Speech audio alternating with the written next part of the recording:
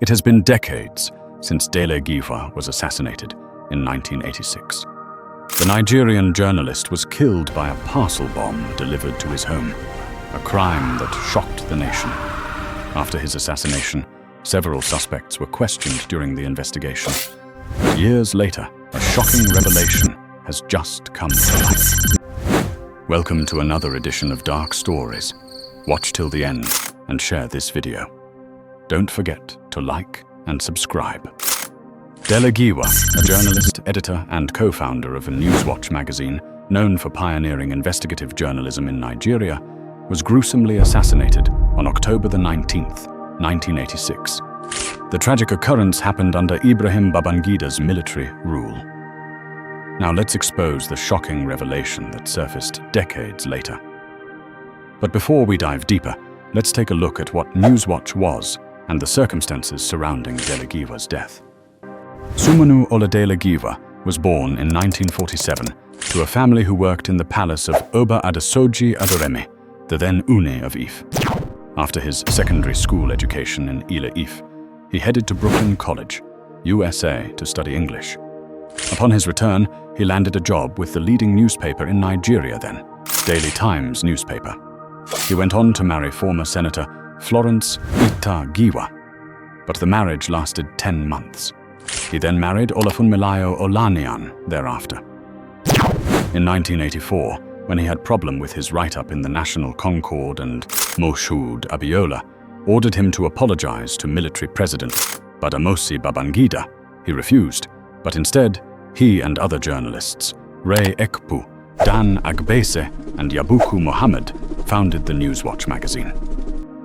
Newswatch is a Nigerian weekly news magazine founded in 1984. It was a media power center capable of shaping public opinion, exposing corruption or state decisions. After Maman Vatsa and a group of other soldiers were killed in early 1986 for alleged coup plotting, Newswatch was accused of planning to publish the full verdict of the secret military tribunal that tried Vatsa and co.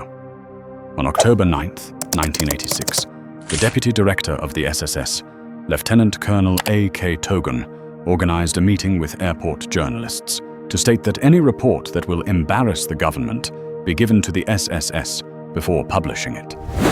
Colonel Togun alleged that this meeting was also held with Dele Giwa and Alex Ibru of the Guardian newspaper. Also on October 16, 1986, Giwa was questioned by Colonel Halilu Akilu of the Directorate of Military Intelligence, DMI, on the allegation that he was speaking to people about arms importation and for attempting to write the other side of the story on the removal of Ebitu Ukiwe as Chief of General Staff to General Babangida in the cover of Power Games.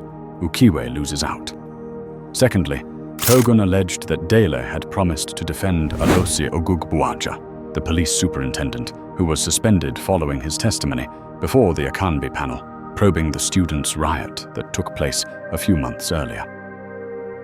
After his return, Dele Giwa reported the matter to Augustus Ihomo and Prince Tony Momo, Minister of Information, in the presence of other journalists. Momo dismissed it as a joke. Gawa and Ray Ekpu went to report the matter to lawyer Chief Gani Fawehinmi after the chat with the SSS. He asked Dele to write a report of it for him. Dele did it the same day.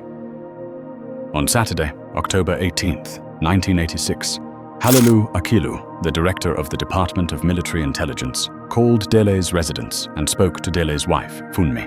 He asked Funmi for the address and description of the area because, as he put it, Funmi described for him how he could get to the house. Then Funmi asked out of curiosity why Akilu was asking for the home address of her husband. Akilu replied, "The ADC has something for him, an invitation or something like that." On Sunday, October 19th, Dele decided to find out why Akilu was persistently calling his house the previous day. Akilu said he called him to tell him that he should not worry about the allegations. Giwa said he will worry. 40 minutes later, the bomb arrived, wrapped in an envelope with the imprimatur of the commander-in-chief. After the death of Giwa, Babangida, Akilu, and Togun got a court injunction to prevent the panel from inviting them to appear at the panel.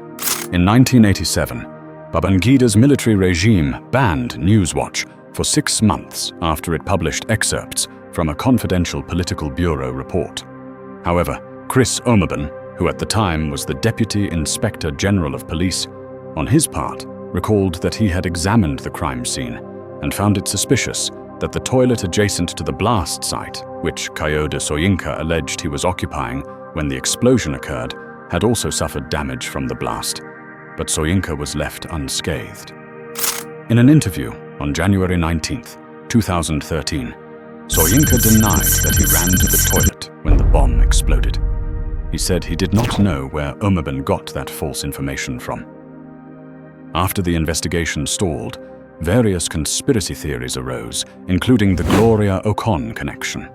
Gloria Okon was a lady who was arrested in 1985 at the Aminu Kano International Airport on suspicion of drug smuggling.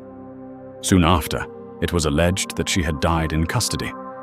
It alleged that Gloria Okon was a drug mule working for the wife of Babangida, who was then the Minister of Defense in the regime of General Muhammadu Buhari. Babangida spirited Gloria out of detention to the United Kingdom, sold the public the ruse of a dead Gloria Okon, and that Giwa happened upon Gloria on a trip to the UK where she told him her story. Giwa tried to blackmail the military president of Babangida, and this was why he was killed. Now let's uncover what was revealed from Yakubu Mohammed's autography. In November 2025, Yakubu Mohammed presented his autobiography, Beyond Expectations. In his autobiography, he revealed that the military government of Babangida should not be accused of killing Dele Giwa, that the popular claim that Giwa was killed because of a story about Gloria Okon was false. On February 16, 2024, a federal high court in Abuja, under Justice Inyang Ekwo, has asked the Attorney General of the Federation to prosecute and penalize the killers of Dele Giwa because the assassination of Dele violates his right to life. Decades later, questions remain. Investigations, memoirs, and testimonies from colleagues, government officials, and historians continue to offer new perspectives, but the full truth behind his killing is still unresolved. Thank you for watching. If you found this video insightful, consider subscribing for more deep dives into Nigerian history.